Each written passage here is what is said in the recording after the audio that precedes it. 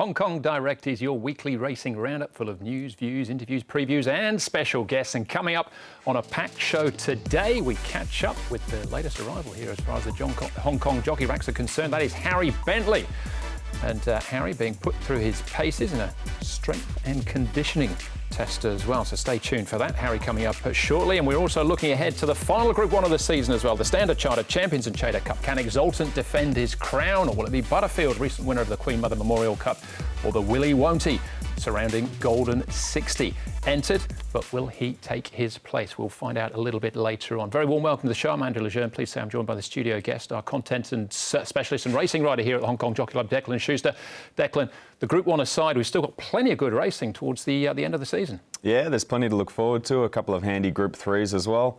The final Group 1, and even this Sunday with Fantastic Treasure going around looking to remain unbeaten. Yeah, he goes around in the last race, 4 from 4 so far. David Hayes already looking ahead to next year's 4-year-old Classic Series. Just looking back on Wednesday night's programme as well, Declan, it was interesting with the turf and the dirt racing under lights at Sha Tin, and we saw two very good performances on each surface, Carroll Street and Gold Comet. Yeah, we did. Carroll Street, it was a very strong win, defeating Winner Method in that sprint. It was the first race under lights for about 7 years, I think it was, and as well, Gold Comet, that was a dominant win on the dirt, and he looks like he's got a nice little future on the surface. And 9 lengths was the margin for Gold Comet. Great to see him breaking through. Right, so the Standard Chartered Champions and Chater Cup, we'll be looking at that in part 2 of the show. We're going to start off, though, with a piece on strength and conditioning of the jockeys here in Hong Kong. And John O'Reilly, an exercise physiologist, is available to all the jockeys riding here for help and advice throughout the season. But also, for every new jockey that arrives here in Hong Kong, they undergo an assessment. Of course, the most recent jockey to arrive is Harry Bentley. So we tagged along as Harry pulled on his running shoes and John put him through his paces.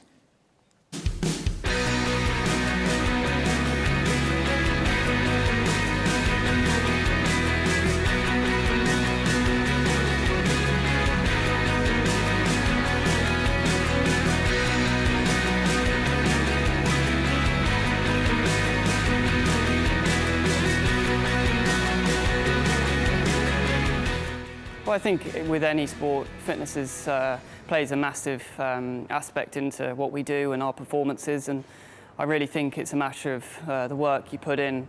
You'll see the results on the other side. So cardio fitness is super important, and something that I think all of us work on a daily basis.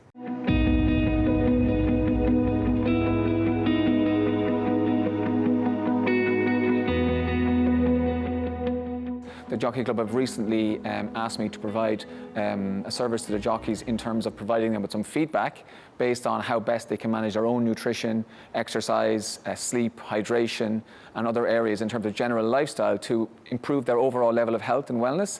Not necessarily to be better jockeys per se, but hopefully that they can extend their career in the saddle, improve their level of fitness during high-intensity races, and perhaps improve decision-making during stressful situations during races, but also then in terms of their post-career, to ensure that they are armed and empowered to have a healthy lifestyle after they finish their professional riding career.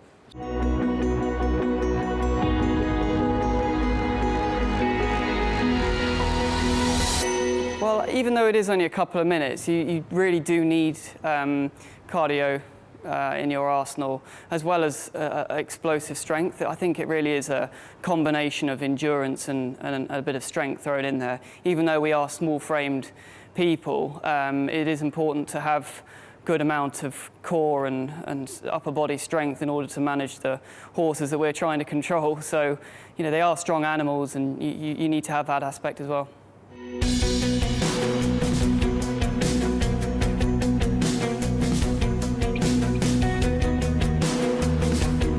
Yeah, it's been quite positive, and I have to say many of the jockeys will have their own individual challenges, whether it's strength, fitness, hydration, but obviously every jockey is trying to maximise themselves as an individual in terms of their own physical conditioning. So yeah, I've been really pleased with a lot of the feedback and a lot of the cooperation, if I put it that way, of the jockeys in trying to move forward with their health and strength and conditioning.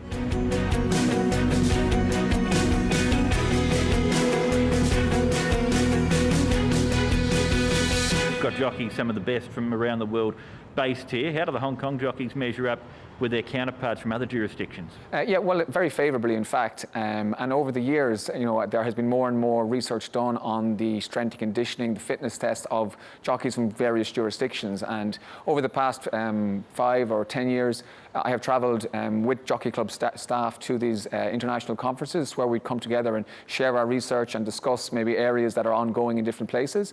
And I think the Hong Kong jockeys, as you say, we do have some of the best in the world. And it's not surprising that also they compare very favourably, particularly in the areas of aerobic strength and endurance. So obviously there are always areas where we can improve here in Hong Kong, and I hope that over this coming few years we can continue to do that. But certainly I think it's good as many jockeys come from around the world to Hong Kong and perhaps return to their home jurisdictions later in their careers. Hopefully they can take with them some of the good practices that we're trying to instill here and bring them back to their home countries. So hopefully there'll be a long-term effect from that as well.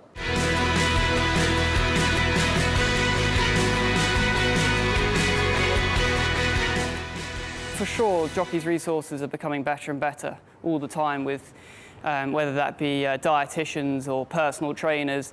We really are pointing you in the right direction as to how to manage your weight better, but not only that, but to have more longevity in the saddle. So the resources that we get are certainly a big help, and that can only help with your longevity, how long you're able to ride.